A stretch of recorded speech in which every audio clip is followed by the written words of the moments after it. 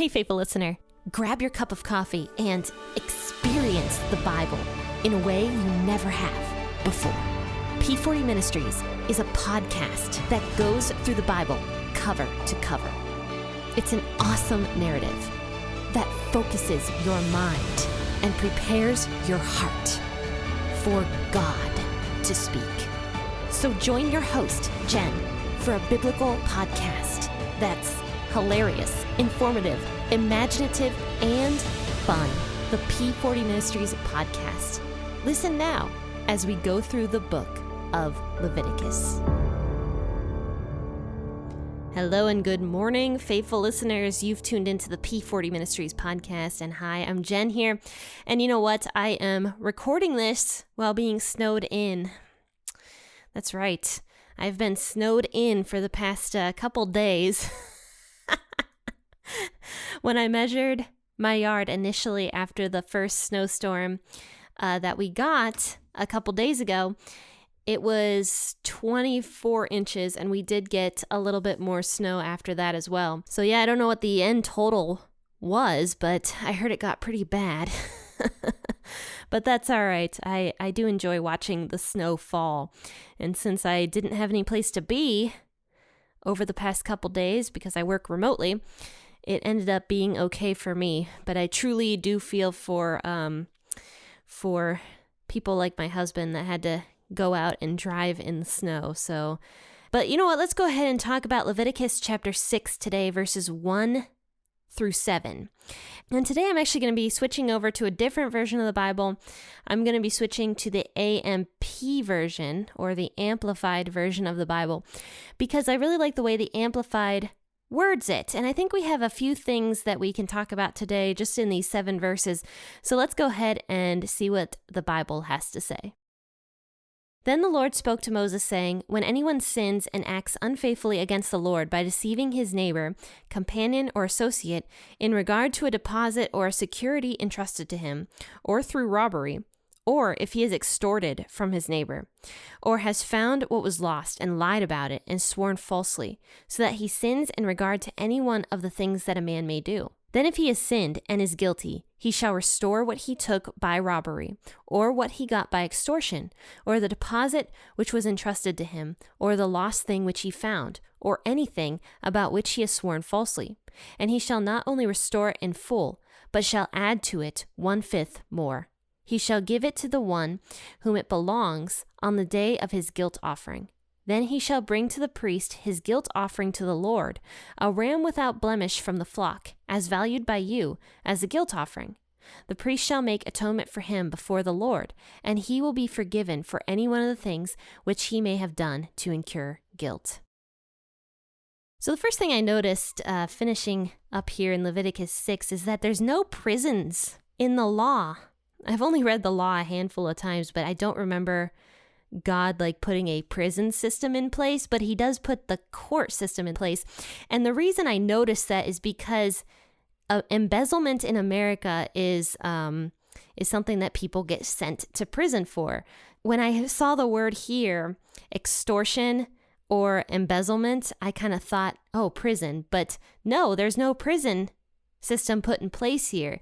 All the person has to do is pay back what he took when he embezzled, and also do the sacrifice, and he will be forgiven. But we'll talk more about that in a minute. But yeah, that was one of the first things I noticed, is that there's no prison system, set up in the book of Leviticus. Now, the other thing I noticed here is that God is taking measures to protect people's private property. And I think that's important to note, because we've seen that also in Exodus, that God appreciates people's private property. But it does say in the Bible that everything that God gives us is actually his, and we're kind of just holding on to it. We're kind of like these people that God's talking about in Leviticus 6, like the people that have had something entrusted to them. And so God appreciates the value of private property because God gave everything to each individual person. But, just because God gave it to people, it doesn't mean that another person who doesn't have that stuff should be allowed to go and steal it. And God says that that's a sin. It's a sin for somebody to come and steal other people's property. And many of these sins mentioned here in Leviticus 6, in the first portion of it, are talking about stealing through trickery almost, embezzlement, extortion, robbery, or somebody finding something that belongs to their neighbor but lying that they didn't find it so that they can keep it. All of these things are sins through trickery, and God does not appreciate that. But we also see in Exodus, when we talked about that, God does not appreciate people who just blatantly come out and steal stuff either, because it says that the person that enters the house of another person to steal their stuff is certainly going to be punished, and that robber would have to pay back what he took in full and then some. So I think it was like 15% more than what he took as well. So he'd have to restore it in full and then add on 15%.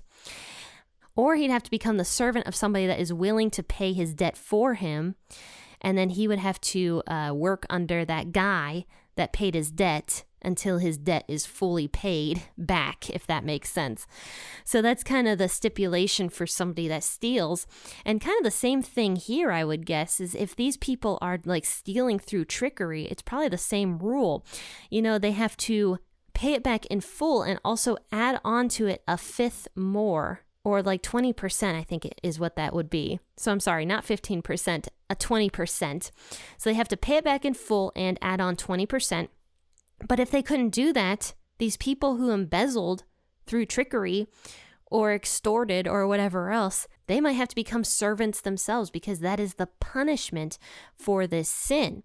But if they do become a servant and someone is willing to take them as a servant and pay that debt back for them, as long as this man who did this brings the ram as a guilt offering, then this man would be forgiven, is what it says. God is going to forgive this person who robbed all this stuff, and he's going to forgive him. And that was kind of where I found it interesting that there is no jail system put in place. It's just a complete and total justness where a person doesn't have to like rot in jail. But, the last thing I noticed here is there's two different offerings here that I didn't even mention. So once again, I'm going to go over the offerings one more time, and it's honestly for my own benefit as well. So the first offering is the burnt offering. The burnt offering represented complete and total commitment to God. Nothing from the burnt offering was supposed to be eaten. It was completely given to God, and this was an act of dedication to God. The second offering was a grain offering, and that would be an offering of thanksgiving for the abundance that God gave those people. And the poorest person could bring a grain offering. And the grain offering could be eaten, but some of it would be burned to show commitment to God. And then the third offering that we talked about was the peace offering. And the peace offering was also a sacrificial offering. That person was offering this gift to God to almost remain in a state of peace with God. And this was also an offering that was completely voluntary and would demonstrate the peace God has with people. But this offering, only part of the animal had to be sacrificed. The rest could be eaten in enjoyment of this peace that God gave the people. Now, the last offering we talked about here was the sin offering. And the sin offering was a mandatory offering that someone had to bring if they committed a sin. Now, this next offering we see here is the guilt offering. And we actually did talk mildly about the guilt offering the other day, but I didn't specify the difference between the guilt offering and the sin offering. I don't even know if I mentioned them as two different offerings, actually, so I'm sorry about that in the last episode. But the guilt offering and the sin offering are two different offerings as well. Now, the thing is, though, I can't determine the difference between the two. And in fact, no one can. I was trying to look this up, online, like, what's the difference between a sin offering and a guilt offering? And no one knows. So many people have a ton of different theories about what the difference between the two offerings were. But most people I noticed were saying that they were actually the same offering, just with two different names. But to me, that doesn't make a complete amount of sense, because if you jump down in Leviticus 6 to verse 17, it says that the grain offering is most holy, like the sin offering and the guilt offering. So I have a hard time believing that it's the same exact offering, because God distinguishes them as two different kinds of offerings right here in Leviticus 6, verse 17, when he says the sin offering and the guilt offering. But the thing is, we're not exactly sure what the difference is between the two offerings, other than the fact that the sin offering was brought for unintentional sins, is what we saw it mostly in for Leviticus 4. But the guilt offering was brought for both unintentional sins and completely intentional sins. That's literally the only difference between the two. So honestly, I don't know. I'm not sure what the difference is between these two offerings, but they are specified as different kinds of offerings in the Levitical law. But also, the other thing that's interesting about these two offerings is the fact that they're not done any differently. So for the sin offering, you bring the animal and it's sacrificed, and that's kind of the end of it. Same with the guilt offering. They're not done any differently. So even though it's kind of confusing the difference between these two offerings, the way they're done is primarily the same, if not exactly the same, from what I am reading here. And in my research, I didn't notice much of a difference between how they are done. So I kind of just wonder if God distinguished them differently or something, or I don't know. I truly don't know the answer to that one. So I'm sorry, guys. And, there's so many people that have so many different speculations on it. Some people are like, oh, well, the sin offering talks about the sins of the heart, and the guilt offering talks about, sins of the flesh or something like that. I don't know. I mean, I truly have no clue. There are some things in the Bible we're just never going to know. And for me personally, I think one of those things is the difference between a sin offering and a guilt offering. So you'll hear me and the Bible throughout Leviticus interchange the two offerings. And if I have more information on them later on, I'll let you guys know. But for now, I truly don't know the difference between a sin offering and a guilt offering. But yeah, to conclude here in Leviticus 6, basically this entire little blip here is just talking about robbers. And the one thing I want to leave you guys with is Ephesians chapter 4, verse 28, which says, "Let he who stole steal no longer, but rather let him labor, working with his hands in what is good, that he may have something to give him who is in need." So when Paul wrote this verse in Ephesians, he's telling the robbers, look, there is still hope for you. Just if you have come to Christ, don't steal any longer. Don't embezzle. And, one of the biggest ways that people were stealing back in Paul's day and age, I would say, were the tax collectors.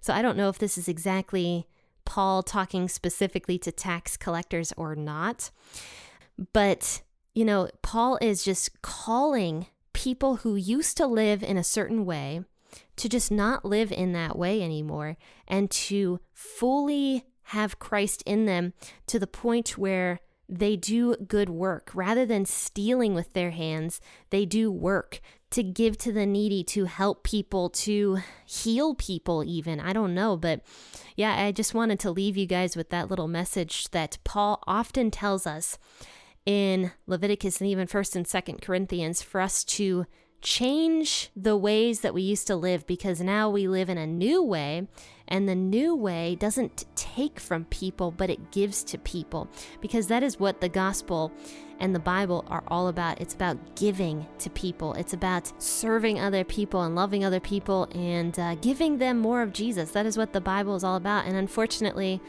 as Christians, and I know I don't do this enough, we don't want to do that stuff.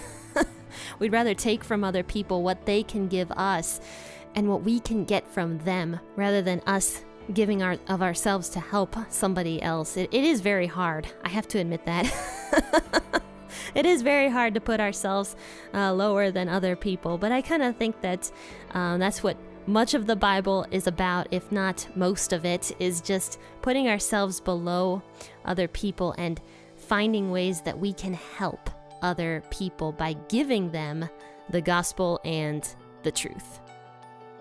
Well, guys, thanks so much for tuning into this episode this morning. I hope you're enjoying the book of Leviticus. But join me tomorrow because we're going to be discussing Mark, and we are almost done with Mark. So we're going to move into the Gospel of Luke, and that should be very exciting. So join me tomorrow, 6 a.m. or whenever you wake up for an episode out of Mark. Friends and faithful listeners, thanks for tuning in. Happy listening, and God bless.